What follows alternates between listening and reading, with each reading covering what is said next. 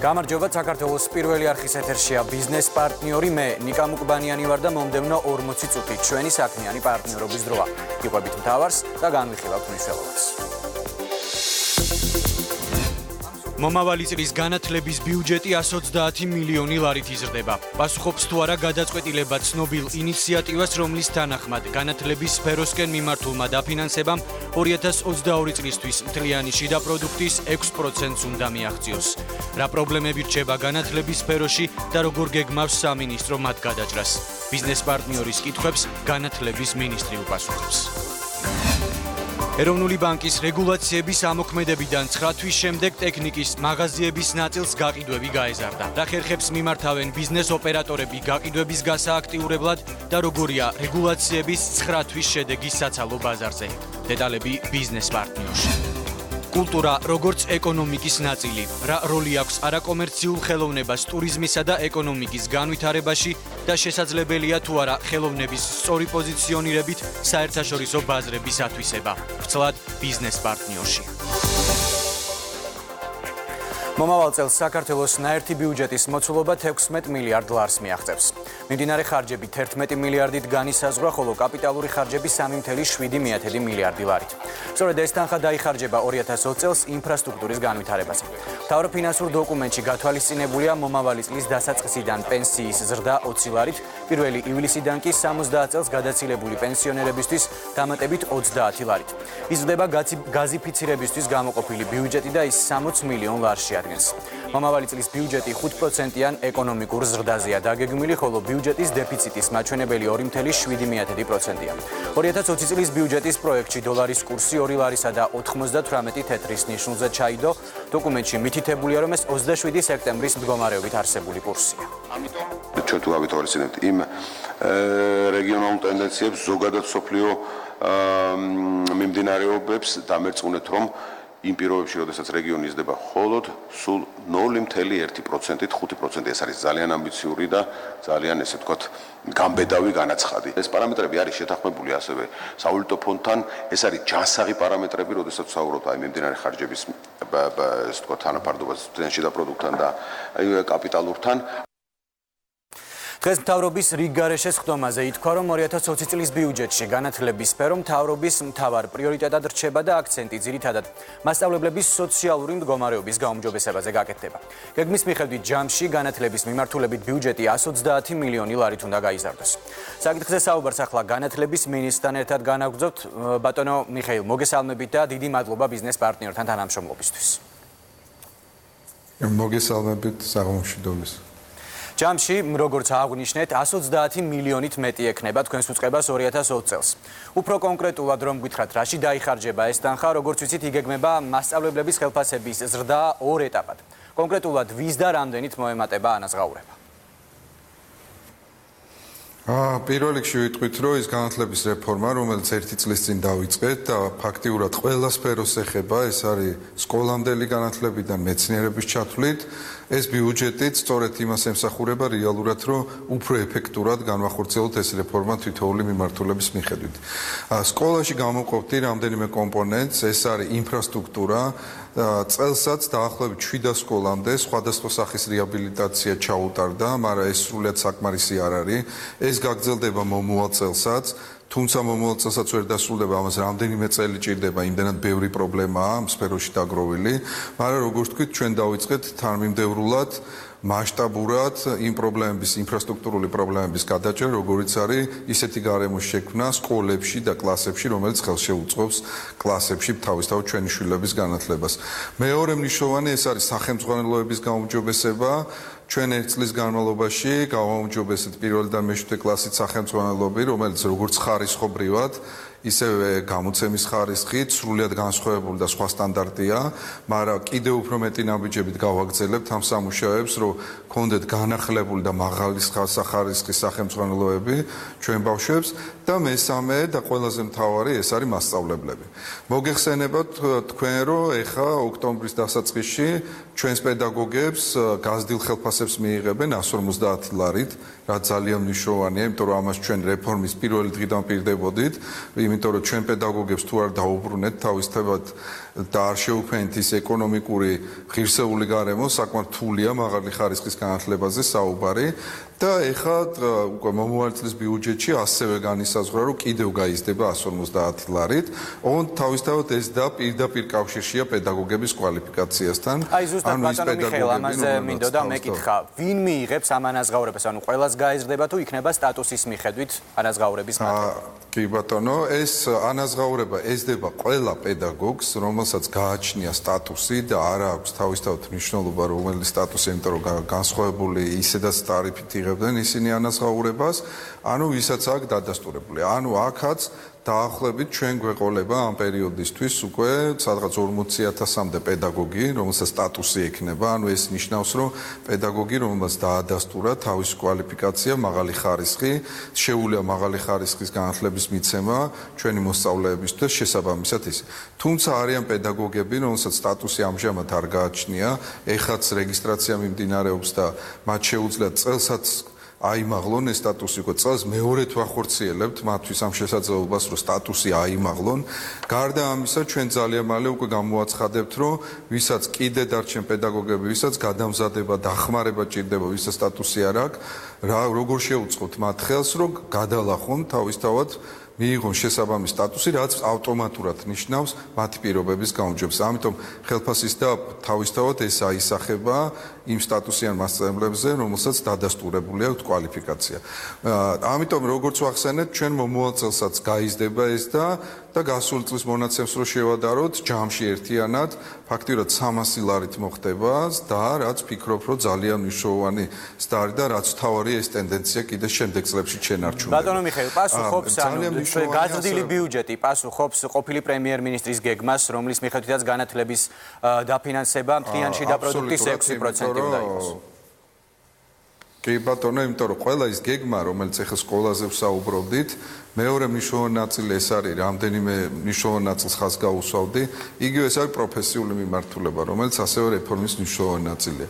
მომავალ წელს ასევე დამატებით დაგეგმილია 6 ახალი კოლეჯის მშენებლობა რეგიონებში, რაც მნიშვნელოვნად გადის ხელმისაწვდომობას, რომ პროფესიულ განათლებას დაეუფლონ და ამასთან ერთად ასევე დაგეგმილია პროფესიულ განათლებაში, ვინც არიან ჩართული პედაგოგები, გაზაფხულზევე მათი ხელფასების გაზრდა. ჩვენ ამ გაზაფხულზე მათი ხელფასები უკვე გავზარდეთ. შემდეგ გაზაფხულზეც ასევე ბიუჯეტში განსაზღვრულია მათი ხელფასების და ანუ ჯამურად მათ დაახლოებით 50%-ით ორიზდის შედეგად მიიღებენ გაზრდილ ანაზღაურებაც, რაც ესევე მნიშვნელოვანია. აღარ ვამბობთ იმ სხვადასხვა ინფრასტრუქტურულ პროექტებს, რომელიც განხორციელდება, ასევე ეს შეეხება უმაღლესებს და მეცნიერების კუთხით.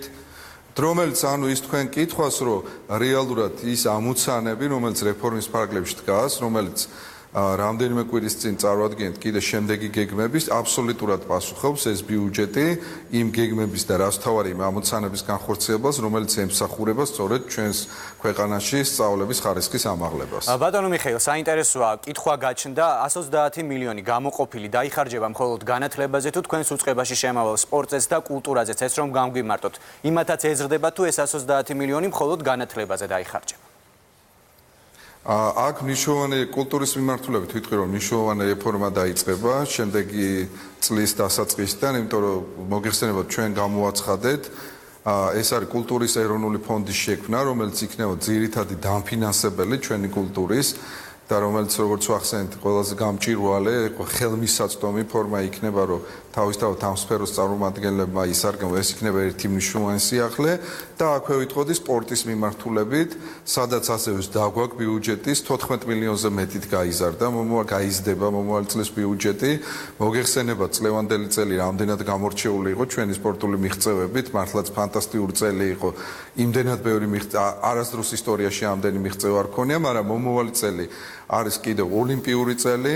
ვიცით, უკვე ველოდებით, რომ მომავალი წელი წლევანდელ წელზე უფრო მნიშვნელოვანი და ასე ვთქვათ, კიდევ უფრო ბევრი მოგებით გაგვახარებენ ჩვენი სპორტსმენები, მაგრამ ამასთან ერთად ყველანაირად ეს გაზრდილი ბიუჯეტი მიმართული იქნება, რომ ჩვენ ოლიმპიურ იმას მივეხმაროთ თამაშებისთვის ჩვენ სპორტსმენებს რომ მაქსიმალურად ხელი შევუწყოთ. გასაგებია. როგორც ნახეთ, როგორც კი დაავდეთ რაღაცა გეგმა, დაიწყო სპორტში ბიუჯეტის და წლევანდელი წელიც იმას აჩვენებს, რომ აბსოლუტურად სწორი გზა და უკვე შედეგებში აისახა. ამიტომ ეს გაზრდილი ბიუჯეტი გარწმუნეთ კიდევ უფრო მეტ შედეგში აისახება მომავალ წელს. მადლობა და ბოლოს მინდა კითხოთ განათლების მიმართულებით 2020 წელს უპირველეს პრიორიტეტად, ანუ უპირველესად რას მოაგვარებთ? მოკლედ მითხარით და დაგემშვიდობებით. უპირველეს მაინც ჩვენ ვიტყვით, რომ განათლების ბაზისი არის სკოლა. და ამ სკოლის მიმართულებით ძალიან მნიშვნელოვანი ნაბიჯების გადადგმა უკვე დაიწყო, მაგრამ რაც თავარია ეს ტენდენცია უნდა რამდენიმე წელი შევინარჩუნოთ, რომ ჩვენ მივიღოთ ყველა სკოლაში მთელი საქართველოს მასშტაბით გამართული ინფრასტრუქტურა, მაღალი ხარისხის მასწავლებელი და გაუმჯობესებული სახელმწიფოები. ამიტომ ერთი წელი მნიშვნელოვანი ცვლილებები მოხდა, მომავალ წლის ბიუჯეტიც ამის შესაძლებლობას იძლევა და რაც თავარია, რაღაც ლოგიკურ, ესე ვთქვათ, გაგრძელებამდე უნდა მივიყვანოთ ეს ყველაფერი, რომელიც შედეგში აისახება. დიდი მადლობა, გისურვებთ წარმატებებს. ბიზნესპარტნიორის შეკითხვებს განათლების მინისტრი მიხეილ ბატიაშვილი პასუხობდა. ეროვნული ბანკის რეგულაციების ამოქმედებიდან 9 თვის თავზე ტექნიკის მაღაზიებში გაყიდვების ზრდის ტენდენცია შეინიშნება. როგორც აღმოჩნდა, მაღაზიების ნაწილმა კრიზისიდან გამოსვლა შეძლო და ქსელური გაფართოებაც კი გადაწყვიტა. ნაწილმა გამოსავალს შიდა განვადების დანერგვაში მიაგნო. რის ხარჯზე გაიზარდა გაყიდვები, ამას ახლა მარიამ ვაჩნაძე გვეტყვის. მარიამ, რა ვითარებაა დღეს საცალო ბაზარზე? ეროვნული ბანკის რეგულაციების ამოქმედებიდან 9 თვის გასვლის შემდეგ, როგორც თავად ტექნიკის მაღაზიების მფლობელები ამბობენ, მათ შეძლეს რომ გამოსულიყვნენ კრიზისიდან, ზოგმა მათგანმა შეძლო ის რომ გაზრდილიყო მისი გაყიდვები, ზოგი მათგანი კი ცდილობდა რომ გამოსავალი სხვა რამე შეეძებნა, მათ გამოსავალს მიაგნეს თუნდაც შიდა განვადების დანერგვაში, თუმცა აქვე ამბობენ რომ შიდა განვადების დანერგვამ მაინც ვერ უზრუნველყო ის რომ მათი მოგება გაზრდილიყო და ის 30%-იანი კლება ჩაენაცვლებინა, რომელიც მათ განიცადეს ეროვნული ბანკის რეგულაციების ამოქმედების შემდეგ. რაც შეეხება გაზრდილ გაყიდვებს, არიან ესეთი მაღაზიებიც და მათი მფლობელები ამბობენ, რომ ამას მიაღწიეს იმის ხარჯზე, რომ მომხმარებლებმა შედარებით იაფასიანი პროდუქციის ყიდვა დაიწყეს. ამბობენ იმასაც, რომ არათუ გაზრდილი არის მათი გაყიდვები, არამედ წინა წლის ანალოგიურ მაჩვენებლებთან შედარებით ციფრები ბევრად მაღალია. ცოტა დასტაბილურდა უკვე ხალხის მიიჩვია ამ რეგულაციებზე.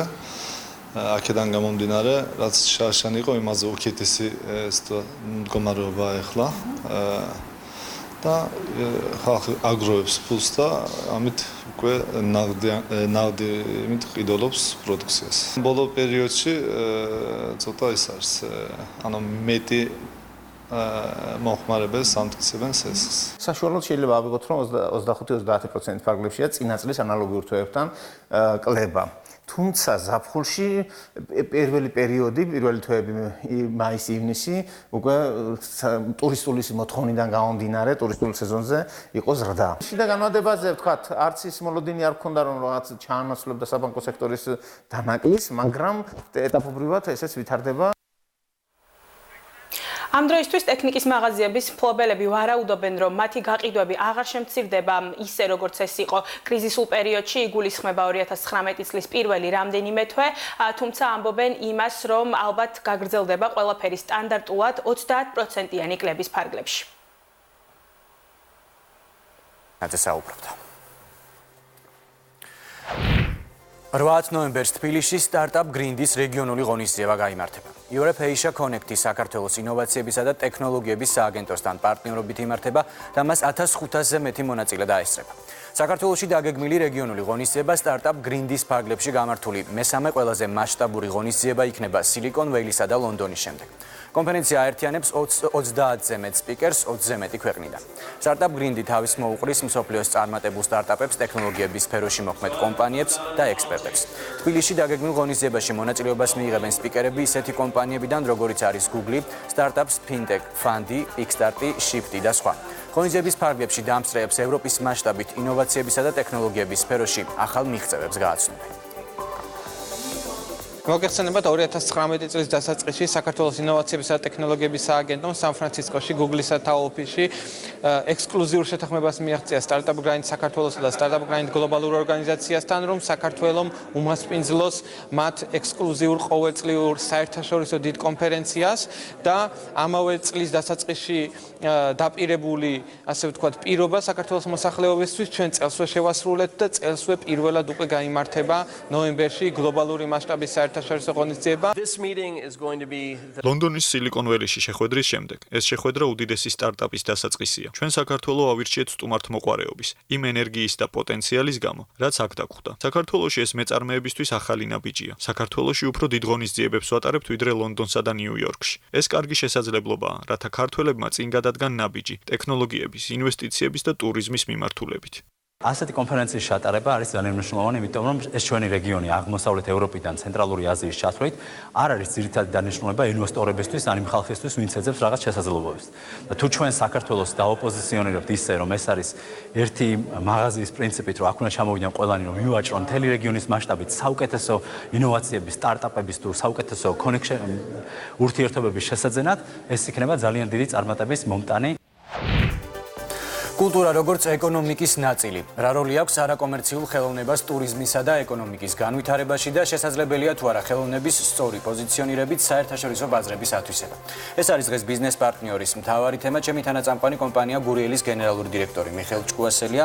ჩვენს კითხვებს კი მარჯანიშვილის თეატრის დირექტორი ქაბატონი ეკატერინე მაზმიშვილი უპასუხებს. მოგესალმებით და მადლობა ბიზნესპარტნიორთან თანამშრომლობისთვის. მოგესალმებით, გამარჯობა, დიდი მადლობა რომ დღეს ჩვენი სტუმარი ხართ. დღეს მთავრობაზე განხილული იქნა სახელმწიფო ბიუჯეტის პროექტი და ხვალ მთავრობა კონსტიტუციის და კანონმდებლობის შესაბამისად აღნიშნულ ბიუჯეტს წარუდგენს პარლამენტს. ეს არის ძირითადი დოკუმენტი, რომლის საფუძველზედაც ხდება ქვეყნის განვითარება. ეს არის ძირითადი საფინანსო და ეკონომიკური დოკუმენტი. მე ძალიან მოხარული ვარ, რომ ჩვენს გადაცემაში ორი დიდი ნაწილი ეთმობა განათლებას და კულტურას. და მე ვთვლი, რომ ამითი ჩვენ პასუხობთ იმ ყველაზე დიდ და ყველაზე მნიშვნელოვან გამოწვევას, რომელსაც 2015 წელს გაერომ პირდაპირ დაარქვა 2030 წლის გრადი განვითარების დღის წესრიგი. დოკუმენტში, რომელიც გაერომ მიიღო, მე პირდაპირ ინგლისურიდან თარგმნი, ძალიან საინტერესო რამ წერია. კულტურული მემკვიდრეობიდან კულტურისა და კრეატივის ინდუსტრიამდე. კულტურა ეს არის ის მამოძრავებელი ძალა, პირდაპირ drive, რაც ინგლისურად ითარგმნება, რომელიც უზრუნველყოფს მდგრადი განვითარების ეკონომიკურ, სოციალურ და გარემოს დაცვით ასპექტებს. ჩვენ საბჭოთა წარსულიდან გვახსოვს, რომ კულტურა ყოველთვის განიხილებოდა როგორც სოციალური დარგი და სოციალური მიმართულება. ყოველთვის განიხილავდნენ კულტურასთან მიმართებას, აი თუ რამდენი იქნებოდა ბიუჯეტის დაფინანსება და ასე შემდეგ. მე ვფიქრობ, რომ კულტურა, გარდა იმისა, რომ ის ინკლუზიური განვითარების ერთ-ერთი ყველაზე მთავარი შემადგენელი ნაწილია, მათ შორის ეკონომიკური ზრდისა და ეკონომიკური განვითარების. ძალიან მნიშვნელოვანი როლი აქვს კულტურას და არაკომერციულ კულტურას, მოდი მე ვიტყვი ეს ეკონომიკური ფრაზებით, რომელიც განსაზღვრავს ჩვენი ქვეყნის ეროვნულობის იდენტურობას, რომელიც გამოგვაცალკევებს ჩვენ ყველა სხვისგან და უნიკალურს ქმნის ქართულ სახელმწიფოს და აქ მცხოვრებ მოქალაქეებს. მეორეს მხრივ კულტურა არის ძალიან საინტერესო საინვესტიციო მიმართულება და ჩვენ ამაზედაც გვინდა რომ დღეს ვისაუბროთ, იმიტომ რომ ეს არის ერთ-ერთი ყველაზე მნიშვნელოვანი მიმართულება შემოსავლების შემოტანის თვალსაზრისით. როგორც ადგილობრივ ბაზარზე და ადგილობრივი რესურსების გამოყენება და საქართველოს გამოყენება, როგორც არა მარტო ელექტრო ან სატრანსპორტო ან ეკონომიკური ჰაბის, არამედ სწორედ კულტურული ჰაბის და საქართველოს ყოველთვის ჰქონდა ეს ფუნქცია რეგიონში, რომ ის იყო ცენტრი, კულტურული ცენტრი და კულტურული ჰაბი ამ შემთხვევაში ხმარობ როგორც ეკონომიკურ კატეგორიას და ამავდროულად ეს არის ძალიან კარგი საშუალება იმისათვის, რომ ექსპორტზე გავიდეთ და იქიდან შემოსავლები შემოვიტანოთ. მოკლედ, აი ამ კუთხით მინდა რომ ეკა დღეს ჩვენ გავშალოთ ჩვენი საუბარი და რა მოცემულობა გვაქვს დღეს ჩვენ არაკომერციული კულტურის თვალსაზრისით, რა აზრს ვდებთ ჩვენ ამ არაკომერციულ კულტურაში და რაზე უნდა გავამახვილოთ ყურადღება კომერციული კულტურის თვალსაზრისით. მადლობა. ძალიან საინტერესოა დიახ კულტურის ეკონომიკური ასპექტი, ამაზე რაც შეიძლება ნაკლებს ლაპარაკობდნენ წარსულში და ყველაზე ნაკლებად განეხილებოდა კულტურა როგორც ეკონომიკის განვითარებაში მონაწილე ერთ-ერთი მიმართულება და აღმოჩნდა, რომ ძალიან ბევრი კვლევის და მათ შორის ყველაზე მთავარი რაც არის სწორედ ეკონომისტების და ფინანსისტების მიერ კვლევის შედეგად აღმოჩნდა, რომ კულტურა არის ერთ-ერთი რაც სწორად აღნიშნეთ დრაივი. დრაივის გარეშე არ წარმომიდგენია ქვეყნის განვითარება, ის მონაწილეობს ყველა ძირითად სოციალურ-ეკონომიკურ თეორიაში, მათ შორის აი ვთქვათ ფუკუიამას ყველაზე გახმაურებულ გამოკვლევებში და წიგნებში, რომელიც არის ერთ-ერთი ყველაზე უფრო ესეთი მნიშვნელოვანი ფიგურა დღეს ეკონომისტებისთვის და ეს არის ის, რასაც ჩვენ ვქმნით ღირებულებებს, ის რის გარეშეც გამორიცხულია, რომ საზოგადოება განვითარდეს. არა მარტო როგორც საზოგადოება, არამედ მისი მონაწილეობა ეკონომიკაშიც გარკვეულ თუნდაც ციფრობრივადაც როგორ აისახება. მაგალითად, იგივე რაღაც რამდენიმე წლის უკან რაღაც კვლევების შედეგად 2015 წელია, მე მგონი თუ არ ვცდები, შეიძლება 2014 იყო, აღმოჩნდა, რომ კულტურა მთლიანი შიდა პროდუქტის 0,56% წარმოადგენს კულტურის პროდუქცია. ეს კვლევა ეყრდნობოდა საქსტატის მონაცემებს, მაგრამ ბოლომდე მე თვითონ 2015 ან 2014 ძველია ეს მონაცემი და არა ვარ მთლად დარწმუნებული, კვლევაც თვითონ არ იყო, საერთაშორისო ექსპერტების მიერ ჩატარებული კვლევა იყო და მთლად დარწმუნებულები არც ისინი იყვნენ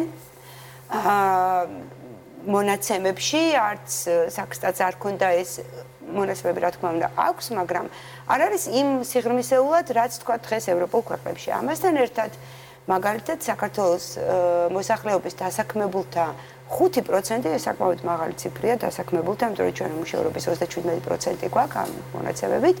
5% სწორედ კულტურაშია დასაქმებული. საერთაშორისო სტატისტიკის მიხედვით უმუშევრობა 12% გვაქვს, მაგრამ ამაზე ნუ გავჩერდებით. ნუ ვიკამეთ 5% არის დასაქმებული კულტურაში, თქვენ ძახთ. დიახ. 950,000 ადამიანზე მეტი. ანუ რა ღირებულებას წარმოადგენს ეს ქვეყნისთვის და რა პოტენციალია ეს განვითარებისთვის ამ ციფრებიდანაც ძალიან კარგად ჩანს. გარდა ამისა, იგივე კვლევა გვეუბნებოდა, რომ რომელიც ძალიან პესიმისტური მონაცემია და მე მგონია, რომ ბევრად უფრო სიღრმისეულად შეიძლებოდა ამ საკითხის შესწავლაც, რომ საკამათო საზოგადოებასთან, დაფინანსებლებთან, სახელმწიფოსთან, ბიზნესთან, იმ მიმართულებებით, სადაც კულტურის ადამიანები ძირითადად კამათობენ და ცდილობენ, რომ დაამტკიცონ აბსოლუტური мотивация გაუკეთონ თავის არა მარტო არსებობის, არამედ განვითარების პოტენციალს, მე მგონი, რომ ნაკლები და ნაკლები უნდა იყოს. ეკა, მაინტერესებს უკაცრავად გაწყვეტინებ ამ შემთხვევაში. ჩვენ ორი კითხვა დავსვი, მე მინდა რომ მივუბრუნდეთ ისევ ამას. ჩვენ უნდა ვისაუბროთ არაკომერციულ ნაწილზე, ჩვენ უნდა ვისაუბროთ იმ წყაროზე, რომელიც წყაროთიც კულტურას საზრდოობს, ხო?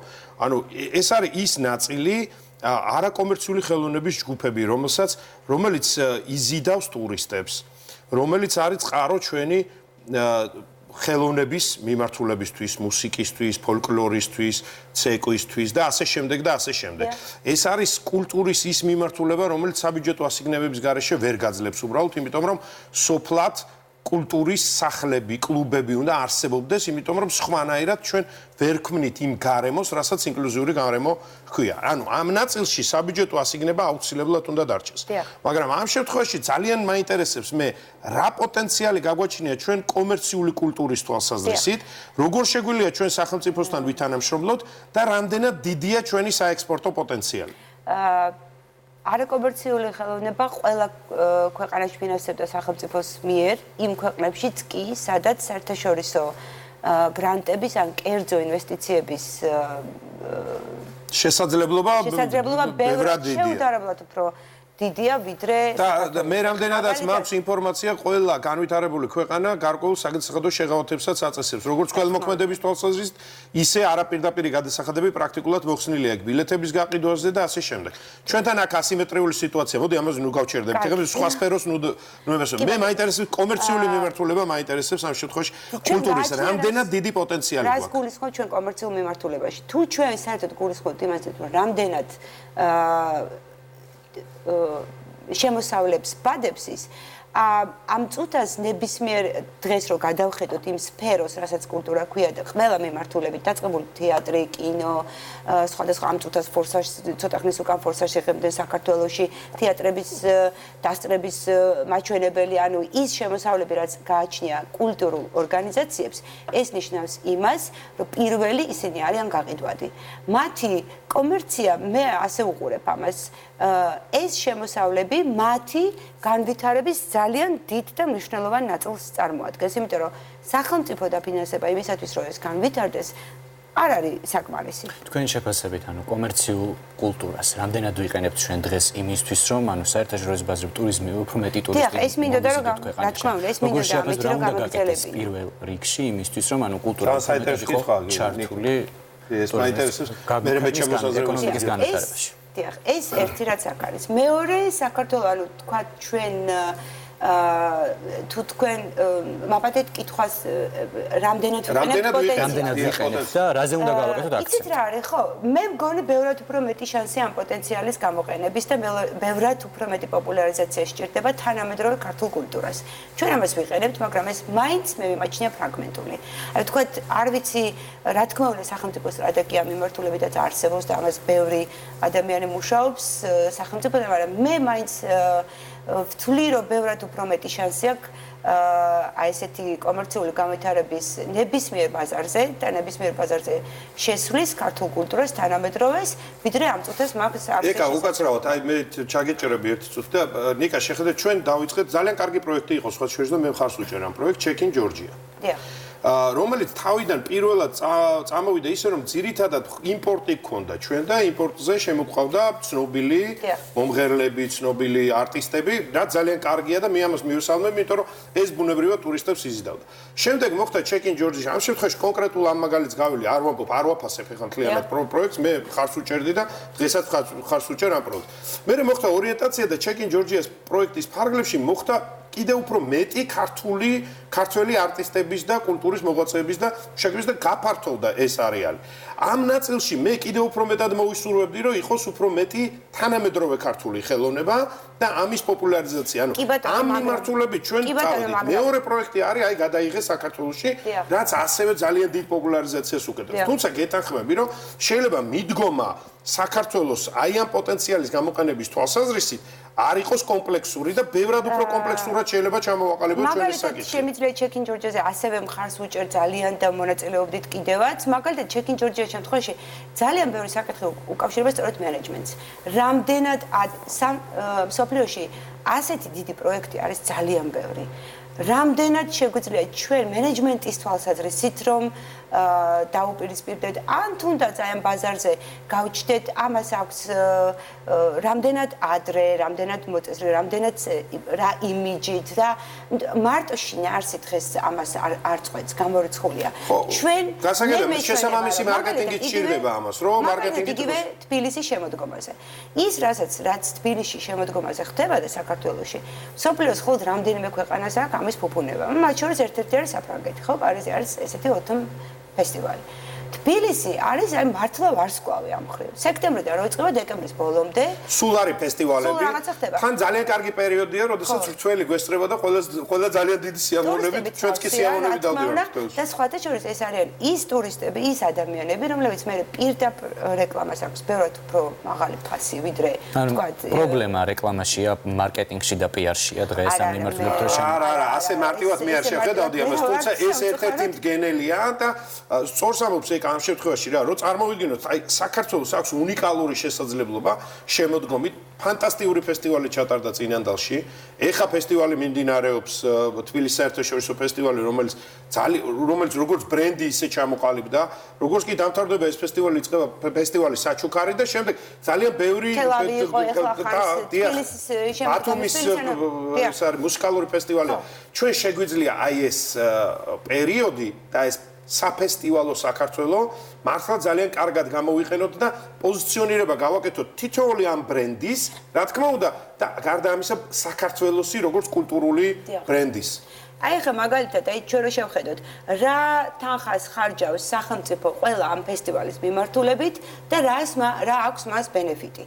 benefit ძალიან მარტივად რო შევაფასოთ, ჩვენ რო დავიწყეთ მაგალითად თბილისის საერთაშორისო თეატრალური ფესტივალი 10 წლის უკან, თბილისში იყო 2 ან 3 სასტუმრო. და ჯავშნიდით სადღაც სექტემბერში ამ სასტუმროებს. დღეს სასტუმროების რაოდენობა შეუდარებლად მეტია, მაგრამ თუ მაისში არ დავჯავშნეთ, სექტემბერში და ოქტომბერში ჩვენ უბრალოდ აღარაფერი აღარ აქვს.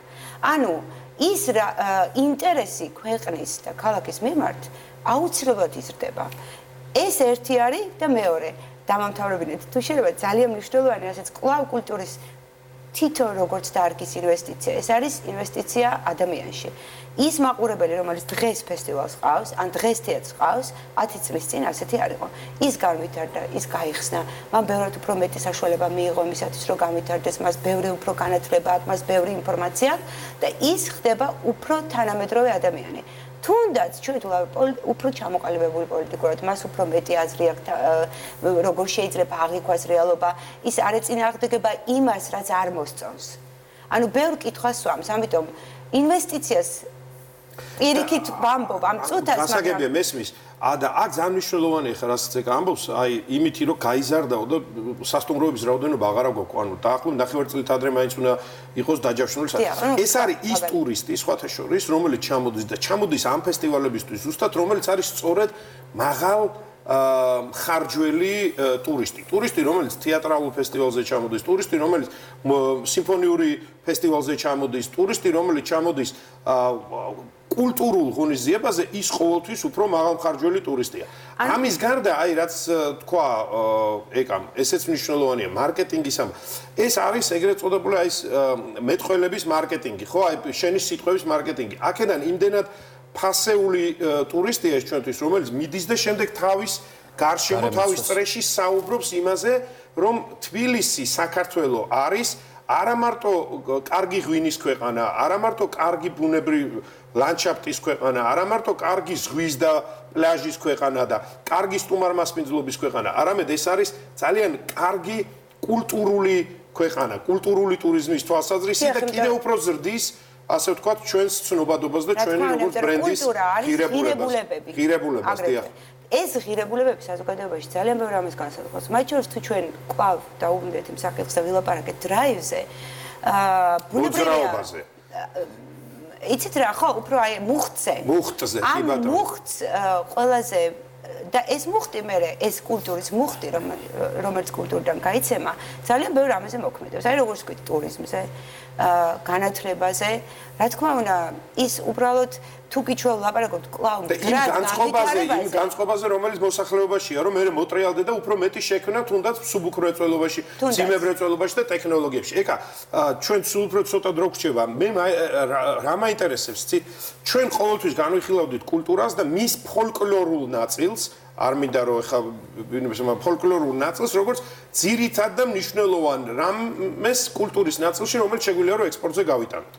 ძალიან მნიშვნელოვანი რამ ახსენე თანამედროვე ქართული კულტურა და აი როდესაც ფრანკფურტის ფესტივალი ჩატარდა, წიგნის ფესტივალი ჩატარდა გასულ წელს, იქ რა თქმა უნდა დიდი წილი იყო დათმობილი იმ კულტურული მემკვიდრეობის და იმ ლიტერატურული მემკვიდრეობის, რომელიც ქართველებს გაგვაჩნიათ, მაგრამ ძალიან დიდი ნაწილი და უდიდესი ნაწილი ჰქონდა დათმობილი თანამედროვე ქართულ ლიტერატურას, რომელიც ძალიან მნიშვნელოვანი იყო და კარგი იყო და ძალიან კარგი იყო, რომ ეს პლატფორმა ჩვენ გამოვიყენეთ მთელი ქვეყნის პოპულარიზაციისათვის და მთელი ქვეყანა მისი ეკონომიკა ჩვენ ვიღებდით მონაწილეობას, ჩემი კომპანიაც იღებდა მონაწილეობას, როგორც ეკონომიკური ნაწილი. მე მინდა ეხლა ჩვენი ყურადღება შევარჩერო თანამედროვე ქართულ ხელოვნებაზე, თანამედროვე ქართულ კულტურაზე, რა საექსპორტო პოტენციალი გაგვაჩნია და რამდენად შეგვიძლია ჩვენ ეს განვიხილოთ, როგორც შემოსავლების მომტანი ჩვენი ქვეყნის. შაშა ფრანკფურტში მაგალითად ქართულ პავილიონზე და ყველა იმ მოვლენაზე, რაც კი მას უკავშირდებოდა, ვიზიტორთა რაოდენობა იყო რეკორდულად მაღალი. აი მხოლოდ რამდენიმე ქვეყანა შეედრება ანუ ინტერესი დღეს ჩვენ აღარ არის საზღვრები რეალურად, ხო? ანუ ჩვენ ყველაფერი შეგვიძლია მარტივად ენერგო, თქვათ, USB-ით გადავიტანოთ და ყველაფერში თავი დავანებოთ ინტერნეტის დღე ყოფილა დღეს. საერთაშორისო და მოკლედ ჩვენ შეგვიძლია ყველა საზღვარი გადავარდოთ, მაგრამ ეს მაინც ჩვენ ვირტუალურ რეალობაში გავყავართ და გვაძლევს რაღაც გარკვეულ ინფორმაციას, რომელიც მე დიდი ინტერესის წყარო ხდება. ჩვენი მე არ მახსოვს მაგალითად თეატრების მანძილზე მაგალითზე ვეთქვი, მაგალითად ქართულ თეატრი. მარჯანიშვილის თეატრის, მუსიკისა და დრამის თეატრის, სამეფოებრივი თეატრის, ახლა ზოგიერთ დავასახელებ, მარტო მე არ მახსოვს სპექტაკლები ბოლო 6-7 წლის მანძილზე, რომელიც სავსე არ იყო მაყურებლით. რა იწვევს ამ ინტერესს? მაღალი ხარისხის, მაღალი დაფინანსება სჭირდება. ხო, მაგრამ მაღალი დაფინანსება ამ შემთხვევაში ჩვენ კულტურა უნდა განვიხილოთ. კიდე აი ჩვენ მიხვედი ისევ იმ საკითხამდე, რასაც ვთქვამ, დაფინანსება სჭირდება. გასაგებია, რომ მნიშვნელოვანი წილი თანაც არაკომერციული კულტურის სახელმწიფომ თავის თავზე უნდა აიღოს, იმიტომ რომ ეს ჩვენი მემკვიდრეობა, ამას დაცვა სჭირდება, ამას მოფრთხილება სჭირდება და ეს უნდა იყოს როგორც წყარო, მასაზრდოებელი წყარო, თუნდაც იგივე კომერციული კულტურის. მაგრამ მე მაინც მიმაჩნია, რომ კულტურაში ჩვენ შეგვიძლია ვიპოვოთ ძალიან საინტერესო ფორმულა, როგორც შეიძლება ეგრეთ წოდებული PPP-ის ფორმულის გამო საზოგადოებრივი კერძო თანამშრომლობა, როდესაც სახელმწიფო მზად არის რომ ინვესტიცია გაიღოს, მაგრამ იმ პირობით, რომ ის შემდეგ ამის დაფინანსებას აღარ გააგრძელებს, რომ ასიგნებები გამოყოს, შევიდეს თანადაფინანსებაში კერძო სტრუქტურებთან, ერთად რომ შემდეგ ეს კულტურის ნაწილი, კომერციული კულტურის ნაწილს გულისხმობ, მე თვითონვე გააგრძელებს თავის მომსახურებას დაფინანსების მიღებას, როგორც ადგილზე, ისე ექსპორტზე. 4 მილიონიანი ბაზარი ვართ. 4 მილიონიანი ბაზრისთვის ძალიან ნიჭიერები ვართ, ძალიან დიდი მემკვიდრეობა გვაქვს, ძალიან დიდი შესაძლებლობები გვაქვს, მაგრამ სამწუხაროდ ფინანსურად ამის ასე ვთქვათ, აწევა მარტო მოსახლეობის ხარჯზე და მარტო კერძო სექტორის ხარჯზე ძალიან გაგვიჭირდა. ამიტომ გარეთ უნდა ვიფიქროთ, ექსპორტზე უნდა ვიფიქროთ და პირიქით ტურისტების შემოყვანაზე, რომ აქ გავაფართოვოთ შემდეგ უკვე. თქმა უნდა, სახელმწიფოს და კერძო სექტორის მონაწილეობის გარდა ყველაზე მნიშვნელოვანია თითოეული ორგანიზაციების მონაწილეობა, რასაც ჩვენ საკუთარ შემოსავლებს ვეძახით, რომლებიც თქვათ ფინანსება, თქვათ აი მაგალითად კერძო მაგალითად ციპები. მათი შემოსავლები მონაწილეობს იმ თანადაფინანსებაში სახელმწიფოსთან ერთად. სხვანაირად ეს არის გამორიცხული, ეს არის ერთი სქემა. მეორე, რა თქმა უნდა, კერძო სექტორის სტიმულირება სახელმწიფოს მიერ თუნდაც იმისათვის, რომ მან მეტი გაიღოს, მეტი თანამშრომლობა გამოხატოს სახელმწიფოს მიმართ, თუნდაც ამ მიმართულებით, ხო? და მესამე, რაც თავარია, ჩვენ ვაბალანსებთ ყველანაირად სახელმწიფოსა და კერძო ინვესტიციებს შორის ურთიერთობებს, მაგრამ არის კიდევ ერთი მნიშვნელოვანი თემა, განვითარების ჩანსი. რა პროექტი შეიძლება შესთავაზოს ნებისმიერმა ორგანიზაციამ, თუნდაც სახელმწიფოსთან საზოგადოებას, იმისათვის, რომ განვითარდეს და გამოვიდეთ, თქვათ, არსებული ჩარჩოებიდან, როგორც თქვენ თავიდანვე თქვით, იმ ჩარჩოებიდან, რომელიც მემკვიდრეობით გვერგო საბჭოთა კავშირიდან.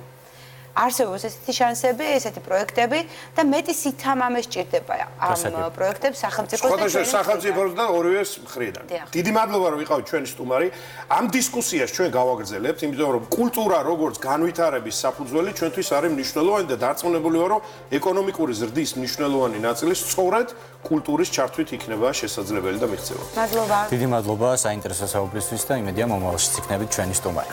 ასეთი იყო ბიზნესპარტნიორი დღეს, ჩვენ ერთმანეთს შევხვდებით ხვალ 18 საათსა და 30 წუთზე, მანამდე კი ახალ დღეში დილის ბიზნესპარტნიორით ჩემი კოლეგა სოფო მაკაცარია შემოგიერთდებათ. მადლობა ყურადღებისთვის, ნახვამდის.